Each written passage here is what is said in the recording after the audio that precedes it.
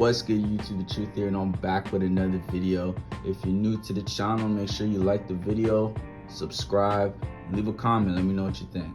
Let's get into this video.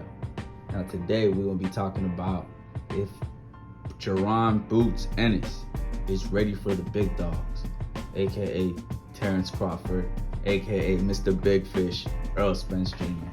Now from last night's performance, I've seen that he was getting a lot of criticism because he went 12 rounds with Mr. Jaron. No, I'm not talking about the meme, the Karen ladies. This is a grown man called Jaron. He went 12 rounds with him, and a lot of people were criticizing him. He wasn't cutting the ring off. He should have knocked him out. Is he ready for them? Because he couldn't stop this guy. And I want to just say, put all that noise to rest. Boots Ennis is more than ready. He has almost 30 fights. He's been active. He's been knocking a lot of guys out, and he's been fighting lower comp guys. He needs these big names.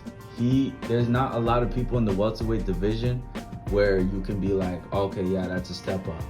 Because if we're being honest, it's only the big four, and the big four has been reduced to the big two. Okay?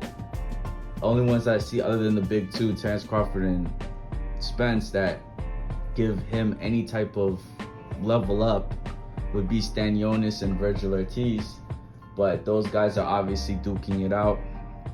It was supposed to be Rashidi Ellis, who would have been a step up, but we all know what happened there, and for being honest, Boots would have beat him pretty easily. But yeah, there's not much to step up with. I look at Ennis like a lot of people gassed him up and then they're jumping ship now. But I still think that Jaron Ennis is the real deal. I think he's very, very good. Has good power, has good movement, he's slick, good speed, good footwork, everything, man. He's the whole package, man. He reminds me of, not the way he fights, but like his aura almost was like Errol Spence. Okay, Errol Spence, he didn't have no step-up fights. He said he believed he was the real deal, and he showed it. He just went to, I don't see anyone doing what he did, and he went to the guy's hometown, Kell Brook. He chased that man. He fought him in his hometown, beat him in the big crowd, and he's not used to it. He didn't get these little baby steps that Jaron's getting, man. Jaron Ennis is more than ready. I feel like he will rise to the occasion. And if I'm being honest, out of the two, Terrence Crawford and Spence, I give him a good chance against Bud. And I'll go into all the detail if the fight gets made, or just another video, we'll talk about it. But I would favor him over Bud. Spence, even if you were to give him more time, I don't think he beats Spence.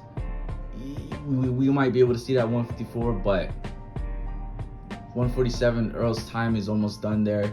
But who knows, maybe they fight next. He's an eliminator, right? So maybe they'll fight next, but I don't think he beats Earl. Is he not ready for Earl? I think he is ready. I think he's been ready. I think he's been asking for these big names, and just because of a performance like this, you shouldn't be saying he's not ready. Especially when you got someone who is not engaging, which Mr. Jaron was the whole night. If you didn't see, he was on survival mode since round one.